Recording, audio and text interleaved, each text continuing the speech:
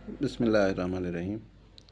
اچھا جی، یہ ادھار خرید و فروخت کے وقت زیادہ قیمت پر بیچنا یہ جائز ہے یا نہیں جائز؟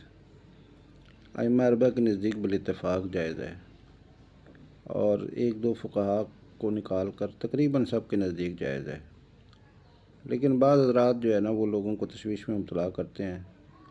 ڈاکٹر اسرار صاحب مرحوم کا بھی ایک کلپ چلتا رہتا ہے کہ یہ جائز نہیں، یہ سود ہے۔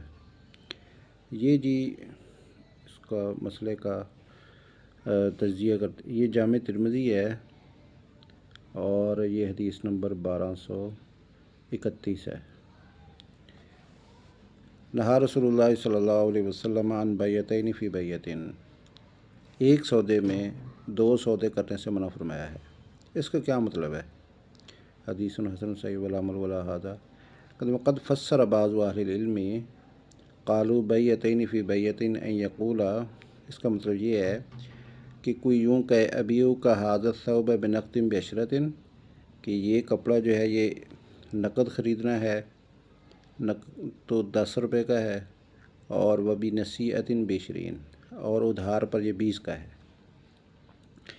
لیکن ولا یفارقہ علی احد البیعین، لیکن مجلس برخاست ہونے سے پہلے ایک ہی بیع پر اتفاق ہو جائے، یعنی نقد ہے یا ادھار ہے۔ اس نے گاہک کو دونوں صورتیں بتا دیں کہ نقد میں اتنے کا دوں گا 10 کا، ادھار پہ 20 کا دوں گا، اور ایک بات طے ہو جائے تو فَإِذَا فَارَقَهُ عَلَى أَحَدِهِمَا فَلَا بَأْسَ إِذَا كَانَتِ الْعُقْدَةُ عَلَى أَحَدٍ مِّنْهُمَا، تو اگر ایک ہی چیز پر جو ہے یعنی جدا ہونے سے پہلے ایک بات پر اتفاق ہو گیا کہ معاملہ جو ہے وہ ان میں سے ایک کے مطابق ہے، یعنی نقد 10 پر ہے یا ادھار 20 پر ہے، تو اس میں کوئی حرج نہیں ہے۔ تو یہ مسئلہ جو ہے یہ طے شدہ ہے کہ یہ بالکل جائز ہے۔